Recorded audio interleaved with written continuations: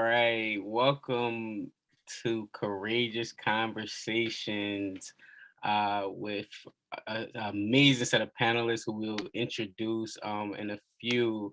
But we kind of wanted to give you all some history of how this came about. Gaining knowledge without losing identity is the subtitle. And this was birthed out of a conversation Carly and I were having when we were I'm newly on the board of diversity, equity, and inclusion when it comes to the College of Nursing and Health Professions. And one of the things we're charged with is, having tough conversations and tough things that we're trying to implement to make sure Drexel is a, culturally competent, diverse, equity, and inclusion place of schooling. And one of the things that me and Carly, as we were discussing, were how some of these conversations are only held in certain spaces. They are in affinity groups. They're amongst individuals on their own, but they're not, held aloud where everyone can, feel their needs are met and I'm not alone in how I'm feeling when it comes to certain things. So today we're just going to have these conversations out loud, and hopefully the participant well, I know the panelists are going to do it, but the participants as well in the audience will feel encouraged to start having these conversations aloud, if not within your department, within your community, but just in general to start having these conversations. So that's a bit of it in a nutshell.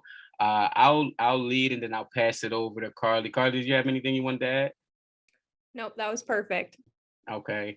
And so for myself, when the initial conversation with Carly and me was had, or Carly and I, see, that's going to be a key point right there, right? Where one of the things I brought up in our conversation was whenever I'm writing a paper or trying to, I just had an essay that was due 12 o'clock last night and was up to 11:55 putting it in. And one of the things that always happened was that trying to find the right word to submit in my paper. So for example, and I'll use a conversation that I had with my girlfriend, and we were talking about in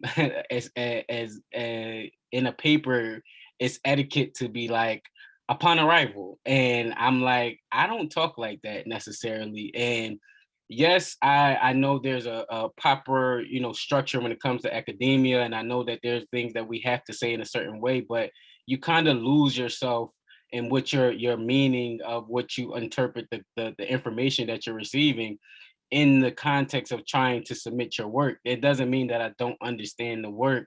It just means that I have a particular way that I interpret the work.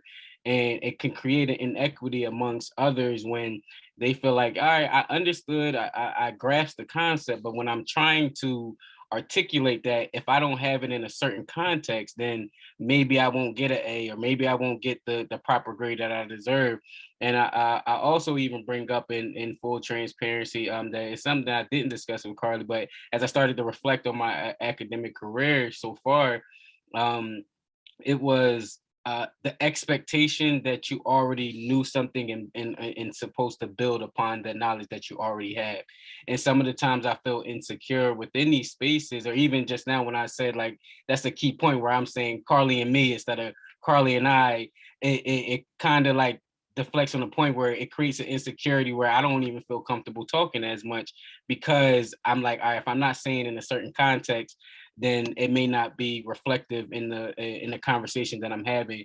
And so that was one of the initial points of it. And then Carly went into her experience, where I'm going to pass it over to her. And we wanted to bring in a panelist who also shares some different individual experience, but with the same process of possibly losing their identity as they gain their knowledge. They all have their individual stories, and we're excited to have them. And again, thank you to all the participants that leaving comments. If you have any questions, we'll try to answer them in our conversation while we're talking. But we appreciate you all for joining, and I'll pass it over to Carly. All right. Hello, everyone. I'm Carly. I am a Drexel alumni now. I graduated from CNHP last summer. I'm an RN now. And so as Reggie said so beautifully, this is sort of how this whole thing was born, is that him and I kind of just like had a phone call and we were really transparent about our Drexel experience and how different it was, but also how similar it was. And we found that the similarity was really the biggest piece of that. The fact that we both come from such different backgrounds, we look different than each other. We, as Reggie said, we might talk differently from each other. Some of our experiences were so similar, and that's like the core of what we wanted to do with this conversation was, despite the fact that we think, affinity groups are super important spaces, necessary spaces for people to talk about, specific issues within like groups, it's also super important to come back to one another and talk about those things amongst mixed groups, right? So that was sort of our goal with this, to build off of what Reggie said. And so I guess we're kind of just going to go into introducing our panelists. So Reggie and I are both panelists as well, but we have 3 other wonderful people here with us as well to share some stories. So if everybody could just start off with introducing themselves and just sharing one word that describes your Drexel experience, that would be great.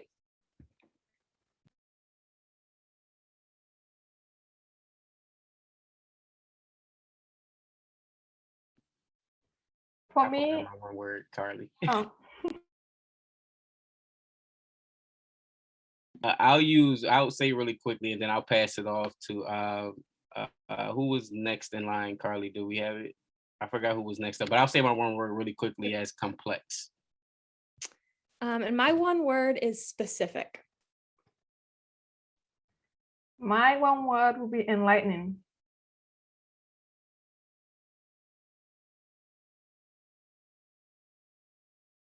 We can go to Lana next. Yeah, my one word is reactive. And my one word is vulnerable. All right, so if we want to start sharing our stories now, I know Reggie shared a little bit of his. Do you want to build off of yours at all, Reggie, or are you? You see, I kind of went off the rail, so I'll pass it over to Lana. It kind of willed it back. We're all just relaxing here. It's all good. We can do whatever we want. So I guess I'll go into a little bit more of my story. So I kind of said that Reggie and I kind of had some conversations about our similarities coming to Drexel, which was interesting to me.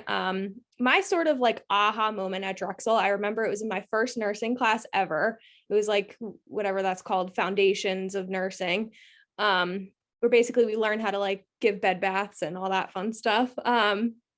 And I remember we were talking about diabetes the one day, and this slide came up that said populations that have increased risk of diabetes. And it like went down the list, and it was like African Americans, this, and this. And I was just like thinking about it. I'm like, okay, that makes sense, because of geographical segregation, because of this. Like, I'm like, okay, I get that, okay, good. I got it. So we moved to the next slide with like zero explanation of why these groups are at higher risk of getting diabetes. And so I'm just sitting there and I'm like, I am a first year at Drexel. I am sitting in this huge classroom of people that I have no idea what their temperature is in relation to any topic surrounding DEI, whiteness, anything like that. And so I'm just sitting there like, wow, okay. Do I say something? Do I speak to the professor after class? Do I turn to my neighbor and ask them if they're noticing that we just glossed over that? That seems like a pretty big topic for someone that's going to be going into a health profession and caring for variety of populations. And so I just kind of sat there, and it was definitely an aha moment because, well, I realized it was an aha moment later on because it just kept happening. Every class I was in, we would learn about, something that certain populations have a higher risk for, and we would just gloss right over that. And each time it happened, I had the same feeling that I had when I was sitting in that first class, where I was like, oh my gosh, I'm like, I don't know, is it my place? Am I going to offend somebody? Am I gonna like open a can of worms and embarrass this professor? Like, it was always just this like internal battle of like, do I say something? Do I not? Do people want me to say something? So, and that was kind of why I joined the board too. So that was sort of like my testimonial of joining the board, but also the reason for this conversation was like, there's these little like eye twitching moments, I call them, that things happen, but I feel like I didn't always have the tools at Drexel or the spaces created specifically for these conversations until I joined the board. And that's what I was really looking for in my Drexel experience. And so, you know, my word specific is sort of double-edged in the fact that like our education was so specific in the nursing program that we learned how to be excellent nurses, detail-oriented, excellent nurses. But at the same time, we learned how to be very specific nurses. And I felt like the curriculum as a whole was not very broad, and we didn't really bring in a lot of perspectives. So that's kind of my little testimonial. I'm gonna pass it over to the next lovely person. Thank you. Hello, my name is Zainab Buin. I second year now doing my graduate degree in quality, safety, and risk management. I am very excited because I'll be graduating in a couple weeks, 3 weeks. So I'm very excited. But it's been such a great experience being here at the board. I think that's why my one word is enlightening. Like open my eyes to a lot of things. I think that sometimes we hear things, but then we think, oh, it's not so bad, like it's okay. But I think just being here at Drexel and being at the board, it's really making me know wrong is wrong. Like, you know, like it's okay when something goes wrong. Don't try to make an excuse for someone else. Like, get it wrong, you know? Like, I don't like to blame people. I like to blame myself. Oh, like, it's fine. So when Reggie shared earlier, I think that like being an immigrant, being an international student, I've been here longer, but I'm still very, very West African. I'm from Sierra Leone. I love representing my country. I don't ever plan on not being a Sierra Leonean, so I don't even try to like speak like anyone else, but you know who I am, where I'm from, right? And sometimes that can be a little hard, especially in corporate America, or even like in classes, you know, trying to present, right? You need to like pronounce certain way, like say certain things this way. So I think that's something that people don't think about, is that for like the general population, you go to school, go to work, about your day, that's it. But for someone like me, it's like every word you say, like think about it. Am I saying the right word? Am I pronouncing like what you said earlier? Like, am I writing this, you know, the right thing? It's like overthinking so much that I feel like sometimes it even like prevents you from actually being your authentic self, because you're trying to like fulfilling all the requirements, all the checklists. So yeah, so that's something I struggle with both at work, you know, personally, you know, at school. But I think what I want to share today, it's something that happened maybe a few months ago when I at a workplace, I report to the chief medical officer, right? So when we have meetings, I am the clinical quality manager, so I have to like do presentations and you know. But I present how I present. Like I'm not gonna speak like Kali, right? Because guess what? We're not from the same place, right? I'm like 10,000 miles away, and I came here after high school, so there's no way I can just speak like someone other than where I'm from. Anyway, so my manager told me that she's like, you know, you're doing such a great job. Like everyone loves you here. I think that it's just hard for people to understand you when you speak. So I'm getting emotional, but I think what she said was, maybe you can benefit from like an accent reduction course.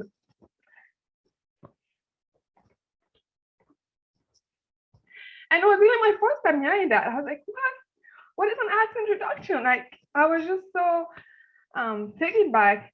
And this woman, you know, she's a Black woman, so she's like, has anyone ever told you that before? I said no. And she's like, oh, maybe because they're all like white people. Like she's like, oh, maybe in Black, like I'm comfortable telling you that. And I was like, I honestly didn't know what to say. I think I was like, okay, I'll look into that. But the first thing I did, I reached out to Dr. Carey. I was like, hey, like I want to talk to someone, like, you know, and I shared with her my story. And She's like, no, that is not okay. Just because she's Black doesn't mean that that's okay. And I also spoke to Patience, someone else from Drexel. But I think she's like, I think you need to talk to your boss. But like, how do I say that? Like, I'm already having so much anxiety, right? Like, so I didn't say anything. Just ignored it. And then maybe 2-3 months later, like maybe last month, we're having my review. And she said the same thing again. She's like, yeah, you're doing amazing. Like, your career is going to hold you up if you don't like the way you present. Like, people may pass you in terms of opportunities. I was like, what? And I think that's why I just kind of like all my emotions came through. Like, I said, you know what? I can talk slow. I try to, but that's like how I sound. Like, that's not gonna change. Like, that's just who I am. And I said, maybe this place is not the right place for me. If people are having issue with how I speak. And I think that's when she kind of like just did and she was like, so how is school going? So anyway, I'm like I said a lot, but yeah, that's my story. Yeah. Thank you for sharing that and being vulnerable with us, and we appreciate you for even trusting us with that vulnerability.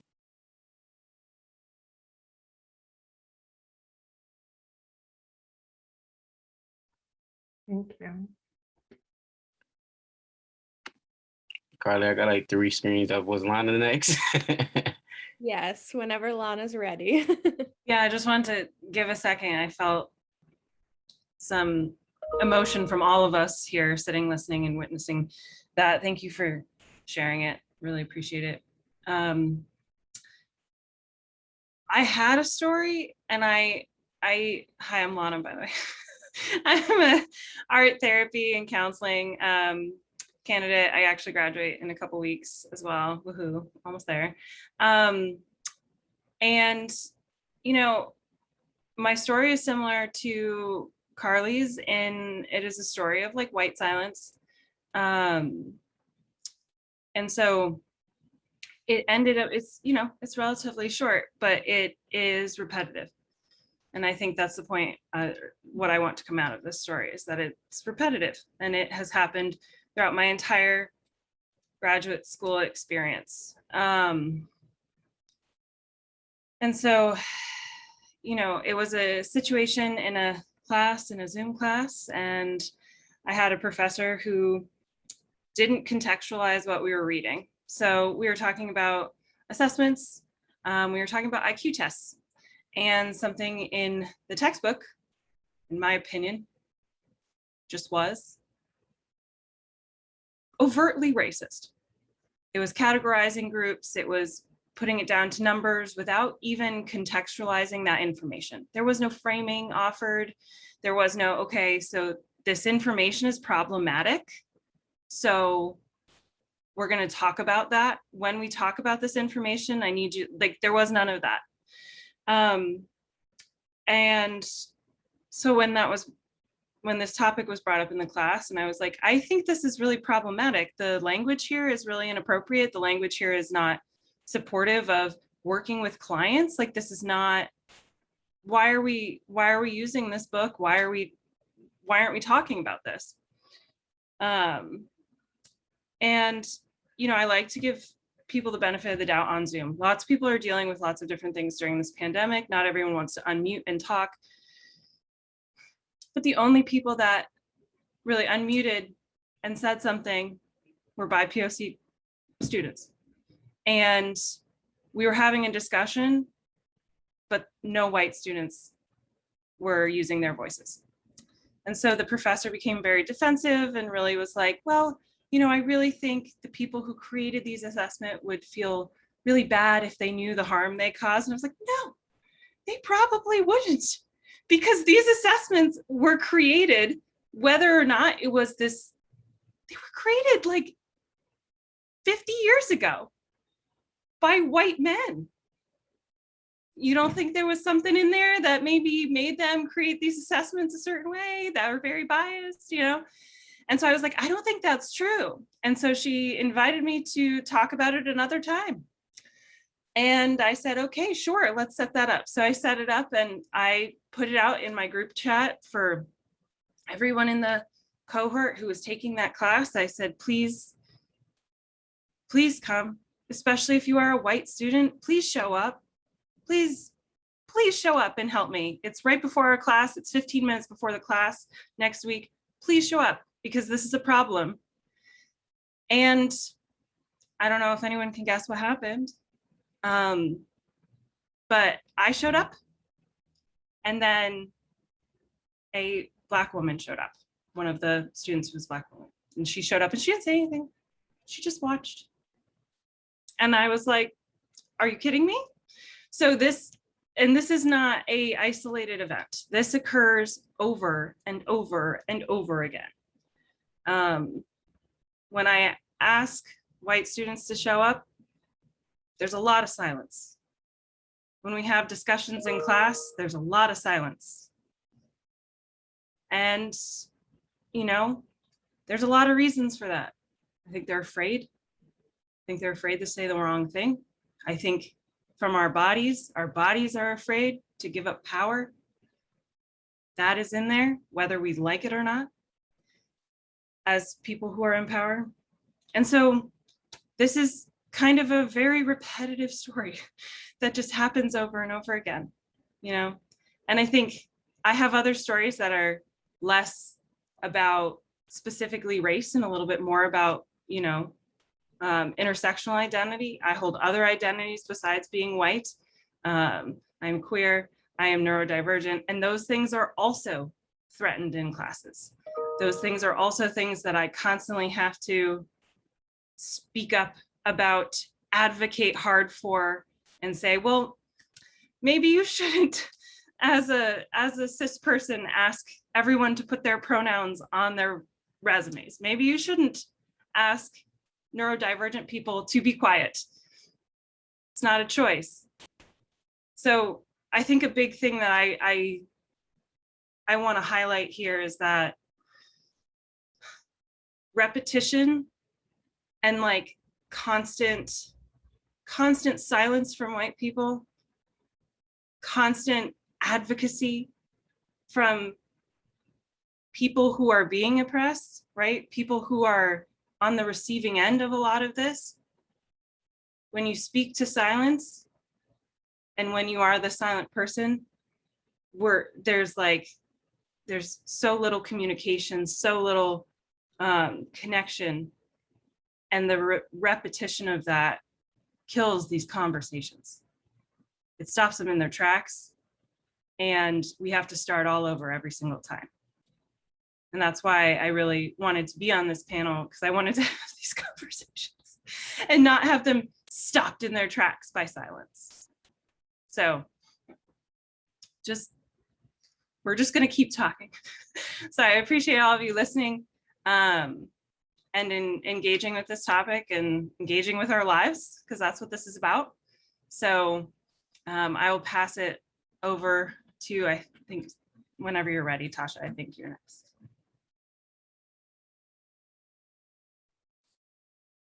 Hi, everyone.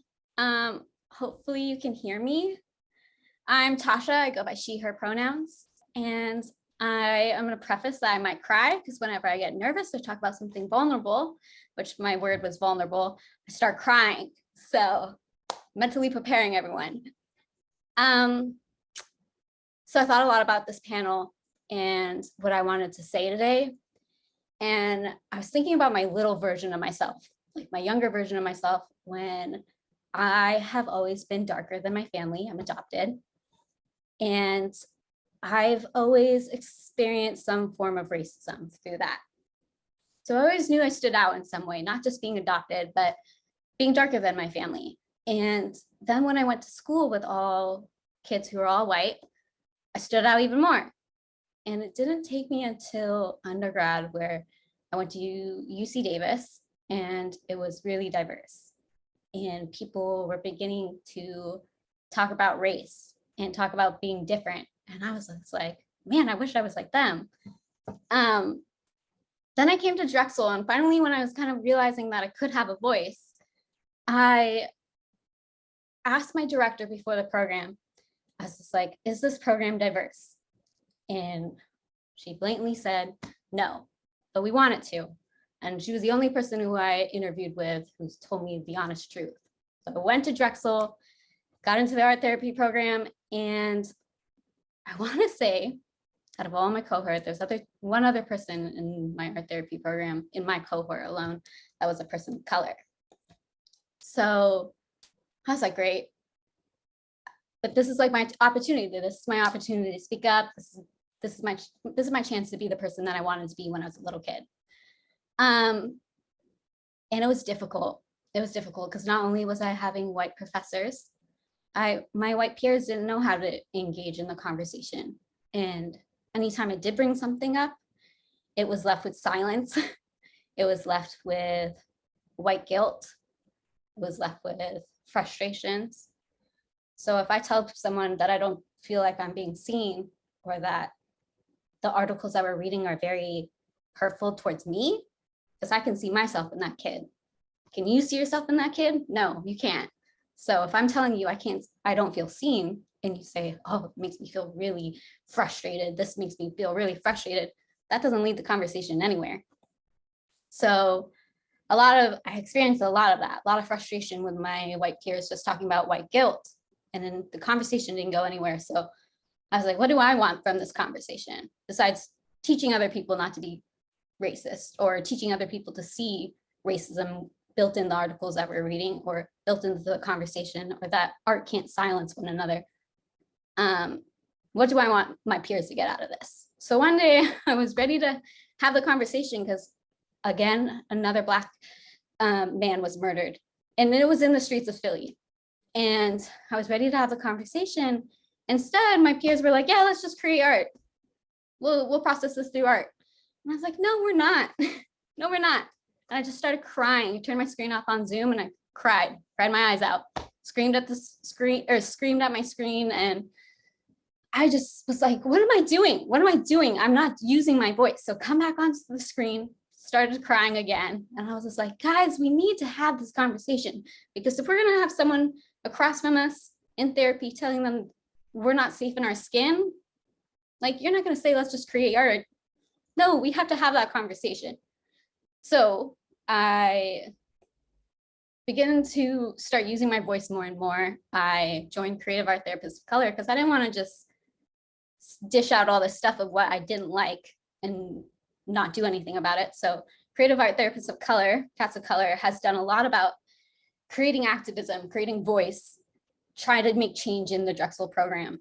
And I hate that I have to preface to each professor that they need to be able to facilitate a conversation. And I hate that I have to have these conversations on multiple different occasions. But one thing that I have gotten out of all this experience and being able to talk today is that my little version of myself will look back at this and look back at me now and will be so proud that I was able to finally look past my white peers' guilt and frustrations in their conversations that left me, again, invisible.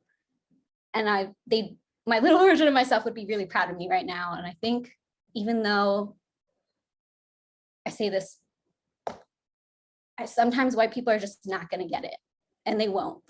But it is on people of color to come together and hug one another. And those white people who do want to try to understand you and do want to hear you, like, hug them too, because I think right now, in this time and with this world that we live in, we need it.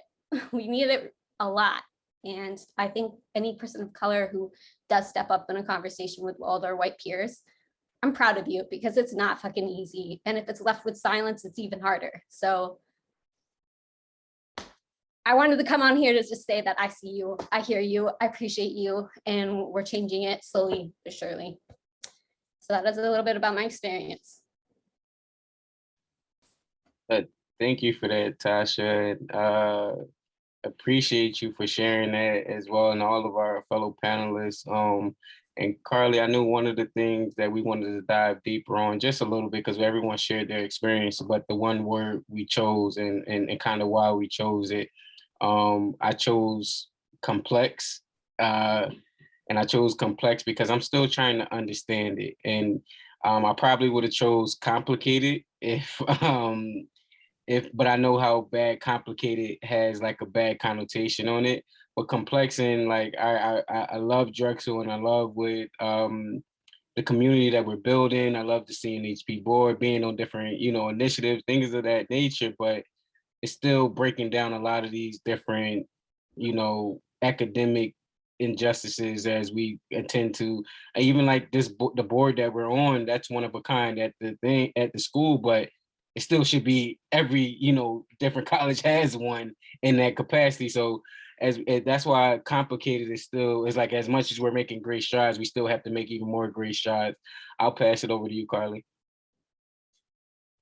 Yeah, I don't know. I'm just kind of like, I don't know. I feel like I'm processing what's happening. To be honest, I think for me right now, I feel really grateful that all of you guys have come here today and like really shared your experience vulnerably.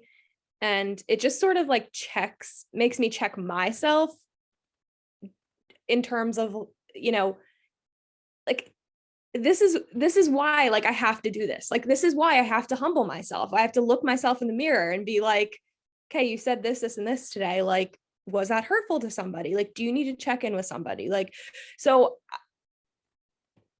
yeah, so I just appreciate the vulnerability, because I think sometimes the responsibility can be unequal. It can be passed off to folks that don't need more on their shoulders. And so I guess I just appreciate everybody taking on that responsibility today a little bit more, so that we can all learn from one another. And I recognize that it's an unequal responsibility, so I appreciate it, because it definitely reminds me to check myself and like stay humble about everything and just kind of lead with empathy. And I hope that that's come across in our conversations to one another, because I think that's the way we got to do this. Like, if somebody comes to me and says, I'm feeling invisible, I'm feeling like I don't have a voice, like, we have to meet that with empathy, right? Like, I don't understand that experience as well as some other folks. I just don't, because I look the way I look. I grew up the way I grew up. And so I think, meeting that with empathy and just openness, is, I think, how we got to get it done. Like, if we're meeting it with, frustration and whatever, we can be frustrated, right? It's okay. But we have to recognize the other party too and see where they are. And I think that that's a big piece that was lacking from my Drexel experience. And what I meant by specific and kind of like targeted was that I feel like we just didn't really see everybody. And we weren't really taught explicitly to meet everybody with empathy and meet everybody where they were, in my program specifically. Yeah, and like, I think sometimes empathy can get misconstrued as like just listening. And like, I hope everyone is meeting people with empathy. I really hope so. That's what sorry, I have a cat. It's just like all over me right now. I also think that so often, just from witnessing it, so often there is a lot of like, okay, I hear you, and that's it. Like, there's just this like I have seen it and felt the resistance to go further. And that shows up as, I'm listening, I hear you. And then the silent message is, but I don't want to go any further. I don't want to truly deeply sit with your pain, which is what empathy really is. But empathy is also being able to, in some ways, like, feel some of that as well. And so I think we also need to come at these conversations with collaboration and movement, some kind of movement, because I just see them over and over again be reactive, right? Be this like this space of white defense, white guilt, frozenness. And what I really want is, it's hard to tell, right? Like I'm like, I feel like I know what we should be doing when I have the conversations, when we talk. If I were to conceptualize it and try to make it this like this outline the process, I think we lose a lot of the raw, vulnerable connection points. And I think that's some of the places that this is happening, is when we try to take it and like infuse it into classes in a very formulaic way, right? We try to check those boxes and make sure we've got this and make sure we've got that. We lose where the work actually exists, which is in those connections and conversation points between students and staff, when it's invited. So often it's not invited. It's like pretend invited. Like you're invited, but make sure you stay in your seat. Like, you know, and that, yeah, I'm just curious about like, where's the getting over these walls that stop? And what might that look like?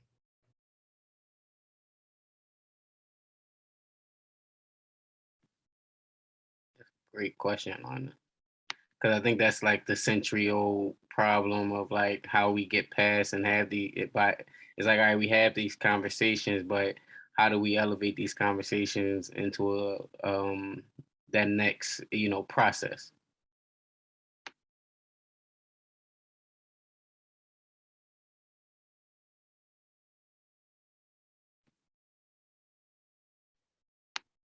I think like, I don't know. I mean, correct me if I'm wrong, Reggie, but I feel like even in our first conversation, like we were just like in it. Like we wasted no time. Like we had seen each other one time on Zoom. Mm-hmm. And I feel like both of us kind of just like got the vibe that we were like cool with it and we would just like roll with whatever. And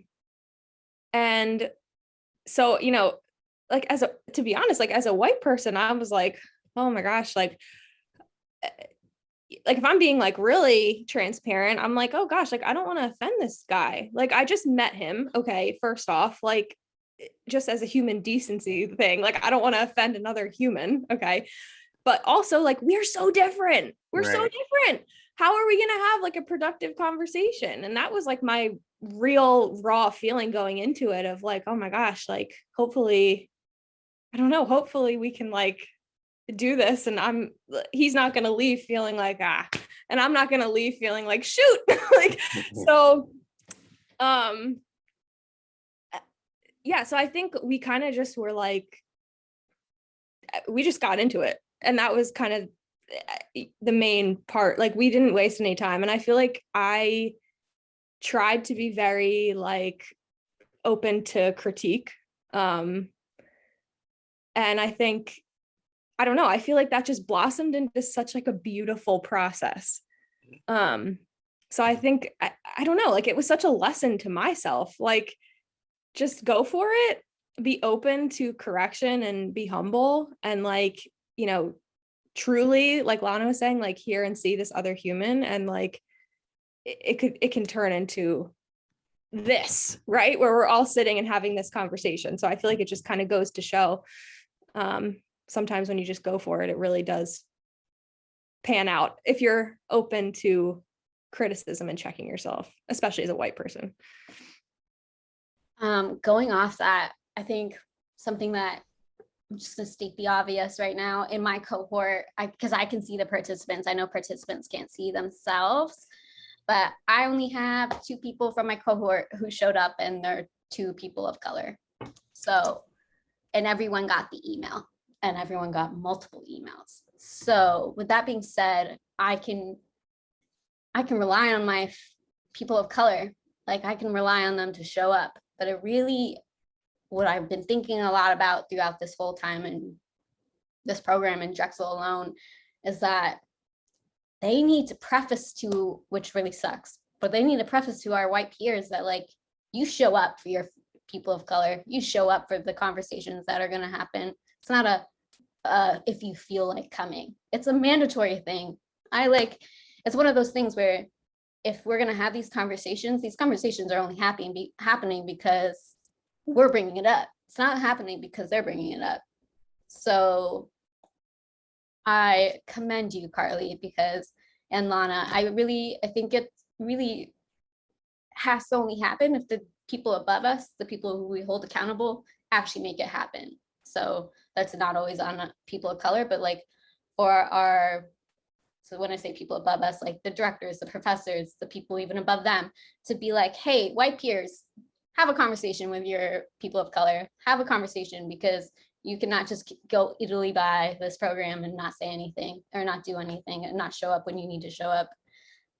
Because I feel like there's no accountability, and there hasn't been accountability, because that's why conversations like these don't happen. And they only do happen if it's us. So I think something needs to be done on that end for the future conversations to happen. And I appreciate my people of color who showed up in my cohort. I appreciate you guys. It's accurate. It's so accurate, Tasha. It's like and it's this, like, I don't know what the hell happens in between, but I do know, because the ability to just move back into neutrality, right, as white people exists. And it is easy. Sorry, it's easy. So I will, say, like, I created a group specifically for white students to come and, like, iron your shit out here, please. And then now go have the conversations in the classroom. Now here are some tools so that you can use your voice and speak up and say something. That group started 2 years ago. I have been in an empty Zoom multiple times. I've been in a room with one other human multiple times in a meeting. When I gave plenty of notice, when I organized it. And this is what happens, right? Like Tasha said, when it's not mandatory, there's something about that, like, and it's this, like, entitlement for it to have to be mandatory in order to do it. That's like this root of something, is like the accountability has to be there. And so often it's called for by people of color, right? It's called for by the people who are like, we kind of have to have this conversation. Like, this exists, that, right? And so that's like that, the ability to just dissolve into the white neutrality, right? And I see that's why it's repetitive. Like, I see it all the time. And I think, in the future, we need this, like, something mandatory. I don't know. And it's not always about skills. It's not always about having the skills. It's about pushing through discomfort, awareness, understanding what that is, and then, like, keep going. Don't stop there. And it's that entitlement that it just drives me. Anyway, focus. Sorry. I'm like, focus, getting off track here. I think that you've all brought up really good points. Like, when I started Drexel, it was like in 2020, right? I started in August. Literally, it was like during the activation, like George Floyd, Richard Books, like all of that happening, and my program is online. And I have to say, I am on my last project, and I haven't had any Black professors. I'm just thinking about that now. Wow. Okay.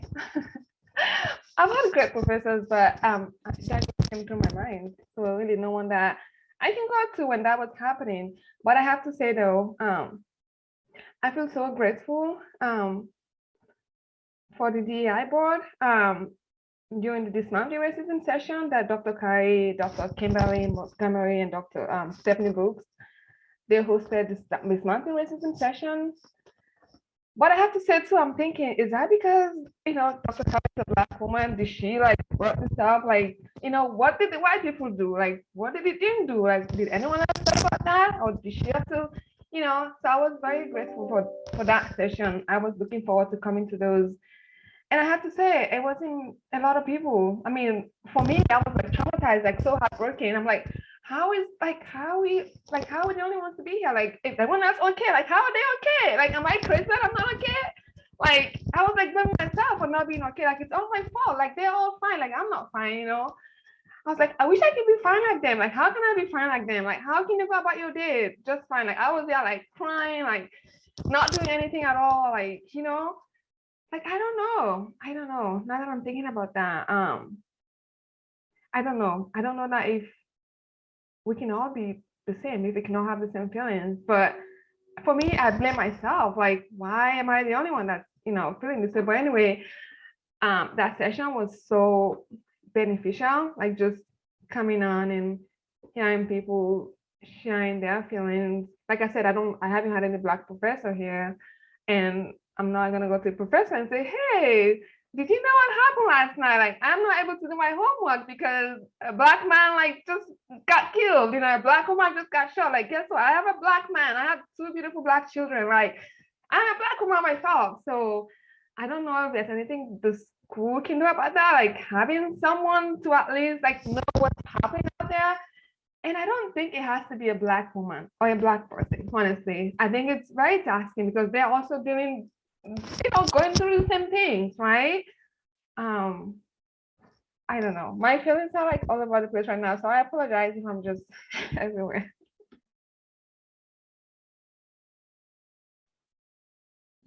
No apologies. We want to hear all the feelings, no matter how scattered they are.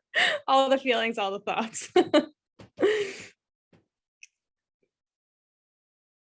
I was gonna say, Zanib, I can relate to the feeling of feeling like, how do we have these conversations if our professors may not be experiencing the same feelings we're experiencing? I can 100% agree with that, because I think in general, though, like every person of color has so many different experiences, but the one thing that we can relate to is feeling singled out and feeling like we're oppressed in some way. So I hear you and I feel you, and I'm so sorry that you've had that experience, because I think not being able to have that conversation or have someone bring that conversation into the class feels really silencing. And speaking from feeling silenced, it's not a good feeling. So I want to tell you that I hear you, and I'm sorry that that has been your experience as well. Thank you. Yeah, and I wanted to add to that too as well. Just hearing Zadid's experience, I think about how I was going through a few things behind the scenes academically, and because and I had just met Dr. Carey after joining the board, and as soon as we had our conversation, maybe about 20 minutes, I already felt comfortable enough to share certain things that I may have been feeling a year, 2 years into my experience at Drexel, but I would have never experienced. And I think not only is because she's a Black woman, but now I feel that comfort within Carly, within Lana, because they showed expressed an interest in that, in well-being and wanting to feel belonging and things of that nature. So I think the whole conversation has been about how do we continue these conversations, and because how would you know who your allies are in this fight for equality if these conversations stop in these spaces?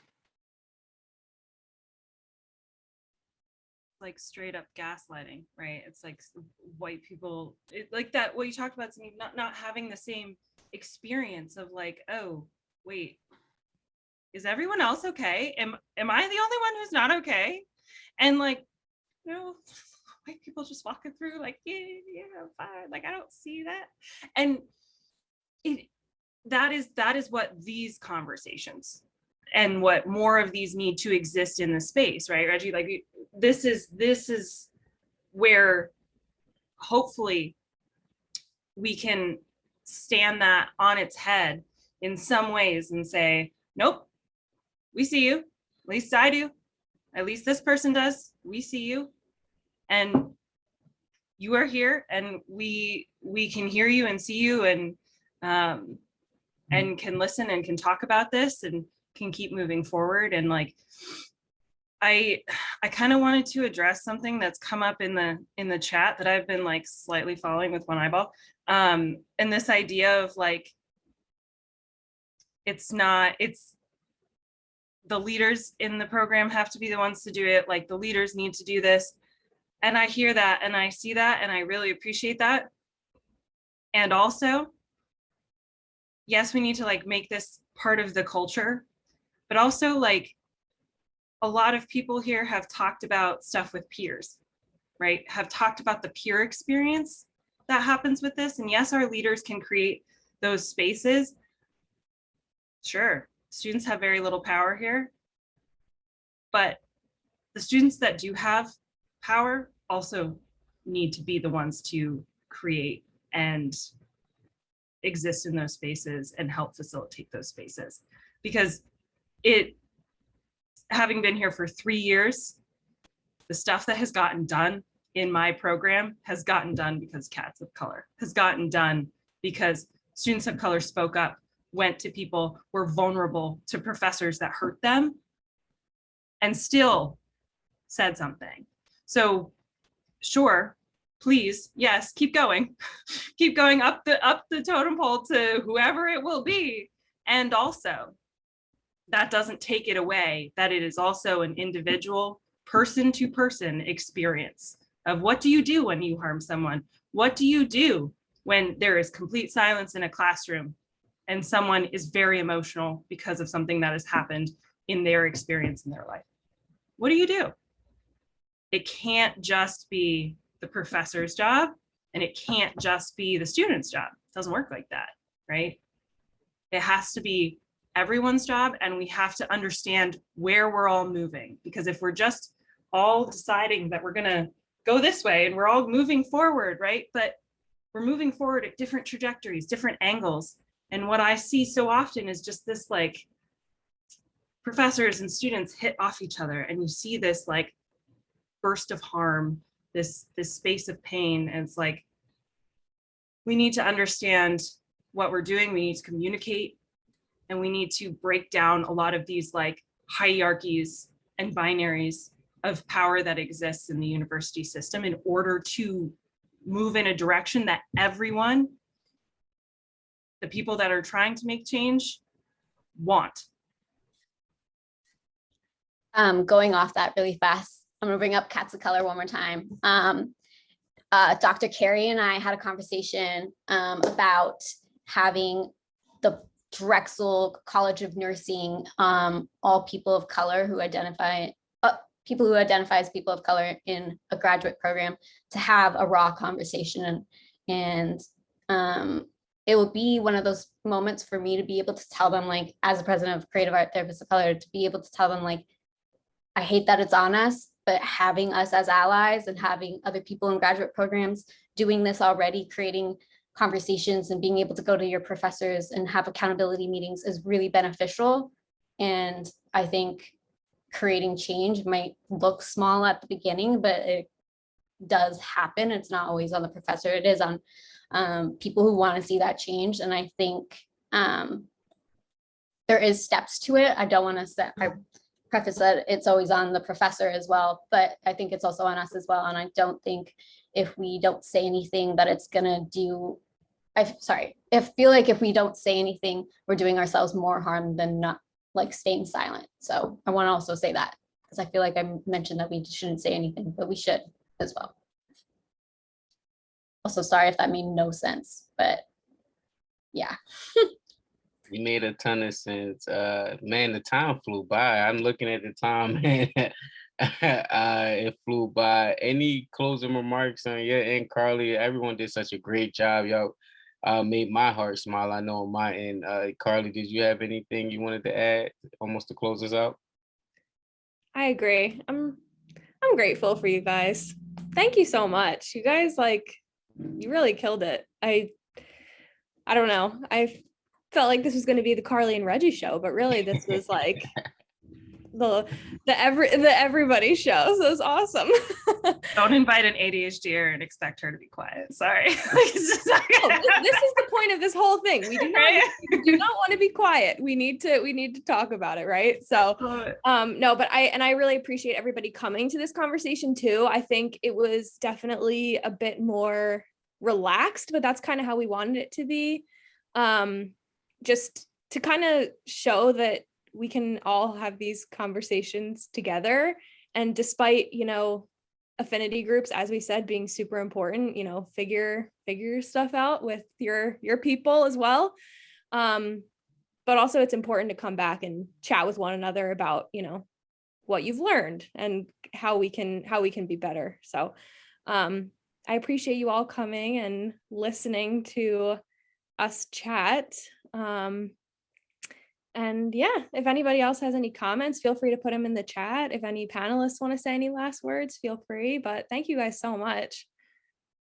Thank you, Carly and Reggie, for organizing this. It's beautiful. Thank you so much. Both of you put in a lot of time and work, and I really appreciate the attention to this. I want to second that. I really appreciate the opportunity to be able to speak and be vulnerable with everyone. And I also want to appreciate everyone who showed up today. Yeah. And go ahead, Z. Oh no, just same here. Like, thank you, Carly and Reggie, really, for your opportunity, and thank you everyone for taking the time. I think for creating this space for us, and also for just being attentive, and hopefully you have learned something from these conversations. Yeah, thank you.